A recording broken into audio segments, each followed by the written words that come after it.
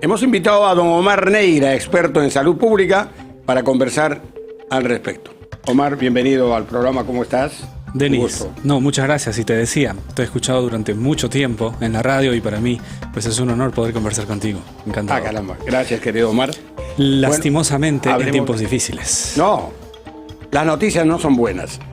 ¿Quién puede esperar que los hospitales, las postas médicas van a funcionar bien con carreteras interrumpidas, ¿no? Con todo el circuito de salud interrumpido? ¿Cuál es lo más grave en el sector? ¿Qué es lo más grave? Permíteme solo 30 segundos antes de hacer un análisis de ello, expresar como ciudadano mi rechazo y el malestar de millones de peruanos frente al uso indiscriminado y irresponsable de una muerte por los políticos. De cualquier lado, cualquier muerte no tiene justificación, pero anoche tú veías como desinformaban descaradamente diciendo que había una persona fallecida producto de una bala. Y eso no podemos permitir que se use como trofeo. Los políticos, pero especialmente los que están a favor de las protestas, utilizan como trofeo una vida humana, Denis. Y permíteme expresar mi rechazo como ciudadano de a pie. No podemos permitir que una vida sea usada como trofeo. Ninguna vida. Ninguna vida.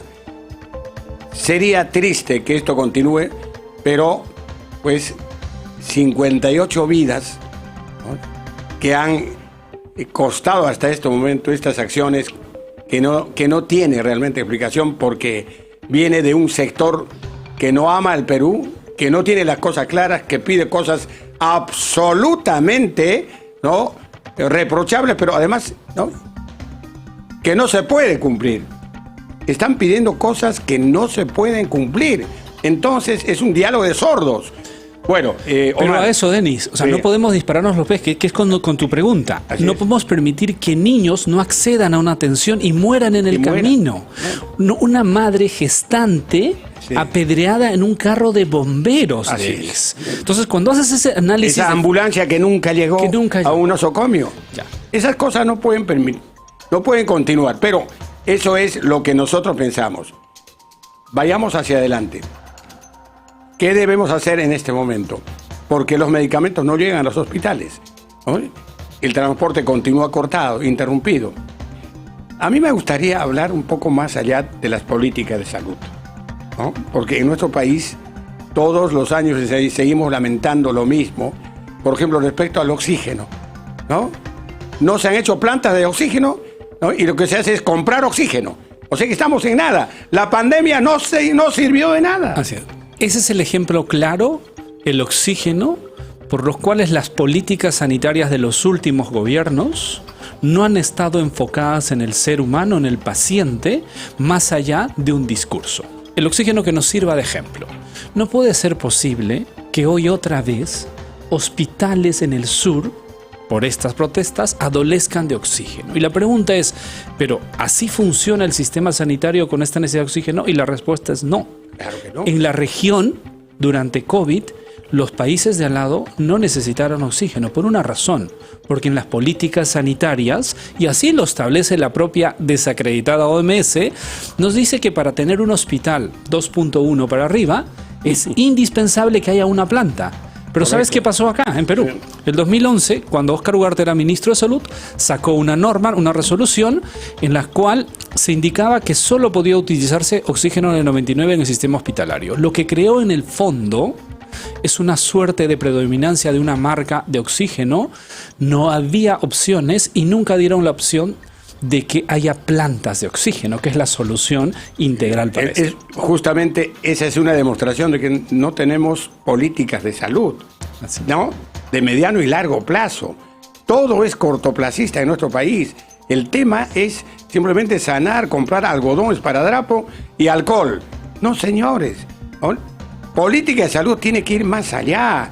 tiene que ver con una visión de Estado y no hay. Y esa visión, Denis, va con el tema de fondo en este país de discusión. No sé si esto siempre será y cuándo discutimos, pues siempre hay que discutir este punto. Y se llama atención primaria de la salud. Atención primaria. Ya. La clave para manejar, y los países que mejor manejaran la pandemia nos demuestran eso, es apostar por la atención primaria, que no es la apuesta por los hospitales. Es parte de, pero esa no es la apuesta, Denis. La apuesta por la atención primaria es un enfoque integral de la salud desde conceptos muy básicos. Claro. El gran ejemplo en el Perú, por ejemplo, es el agua potable como atención primaria. Claro que sí. Para evitar infecciones digestivas, respiratorias. Pero, ¿tú crees que hablamos de eso? Eso No. es ver el tema de raíz. Así es. Claro, ¿de qué me sirve, no, mirar de la mitad hacia arriba la piscina cuando hay que ver si la base de la piscina es buena o no? Definitivamente. ¿No es cierto? Bueno, ahora se ha destinado un presupuesto para remediar esta situación que pasa en nuestro país, sobre todo en Madre de Dios. ¿No? La cosa se ha tornado más grave en Puno. ¿No? ¿Cómo ves toda esta respuesta del Estado respecto al tema de la salud concretamente? Todavía sigue siendo ineficiente, lento. Deficiente. Ineficiente, ¿no? Ineficiente. Es lento. Digamos, a ver, sí, es evidente que es difícil el transporte hoy en día de insumos, de medicamentos. Ese es el problema, pero necesitamos pues que un Estado sea ágil. Claro. Tenemos estructura como Fuerzas Armadas para que a través de puentes aéreos permanentemente llegue lo que se necesita. Claro, ahí viene otro problema. ¿Qué necesitamos? Y entonces, 2023, el MINSA no es capaz de saber qué se consume.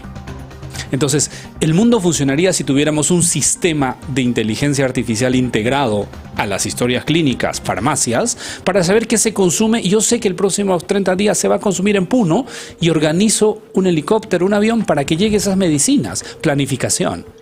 Y eso no hacemos. Dos cosas importantes, planificación e inteligencia artificial.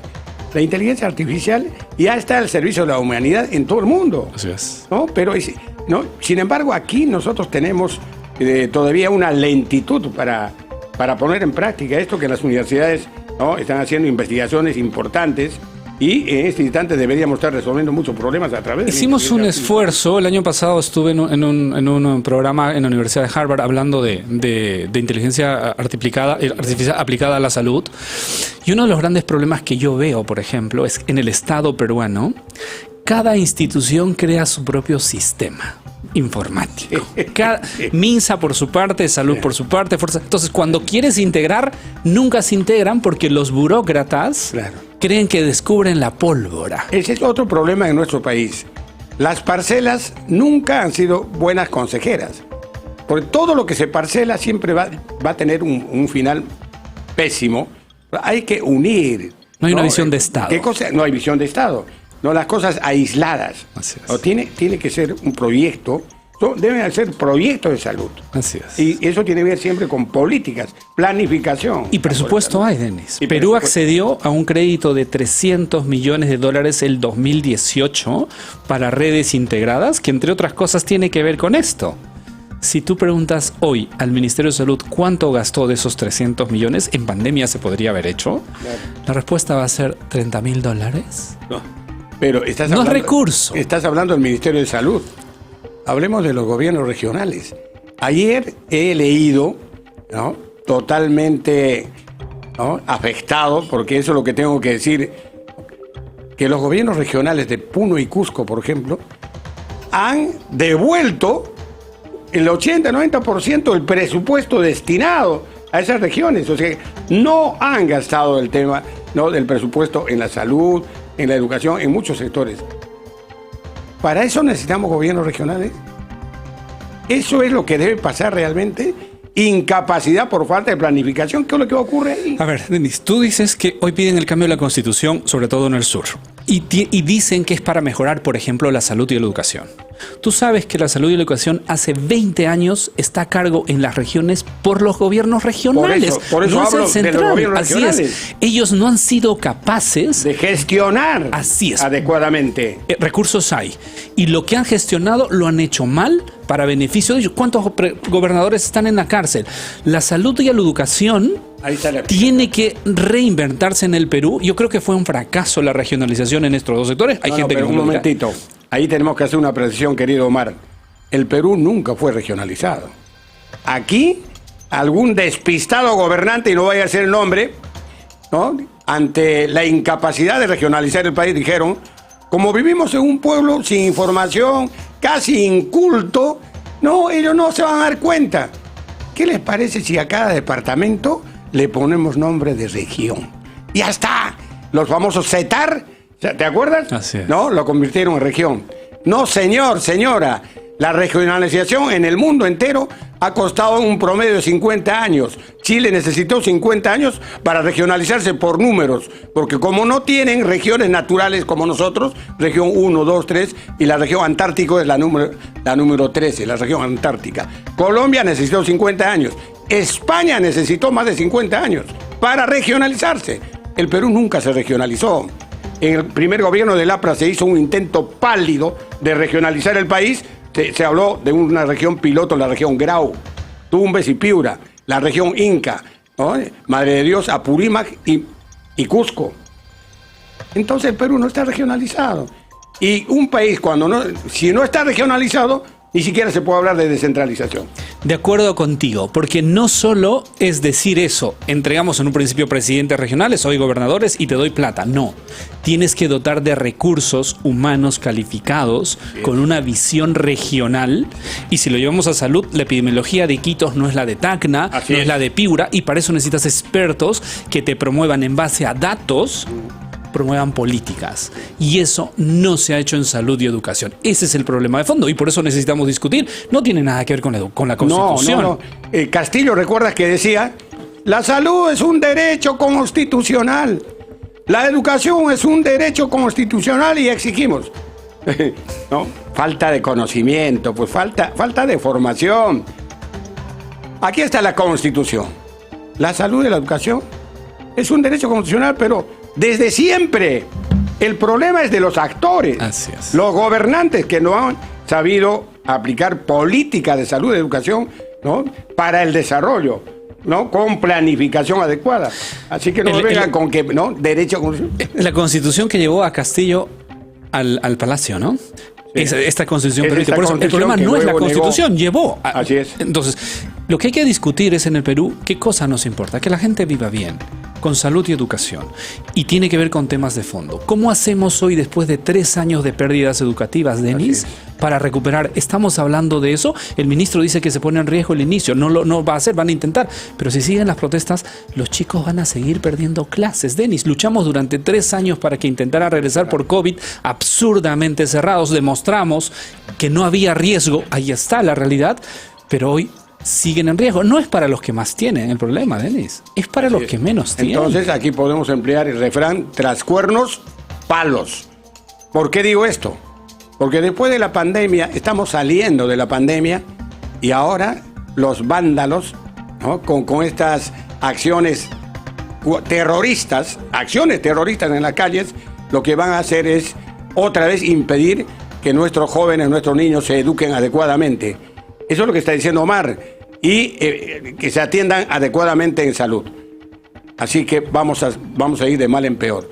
Esperemos sinceramente que Dios nos encuentre confesados esta semana, ¿no?, para que la luz, ¿no?, la iluminación vuelva al Congreso y al Ejecutivo y podamos de una buena vez superar este entramplamiento. Gracias, Omar.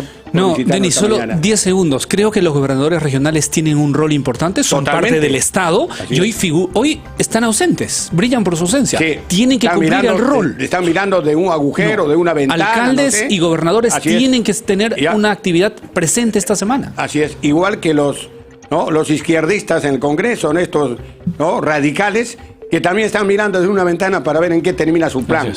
Gracias. Muchas gracias, Denis.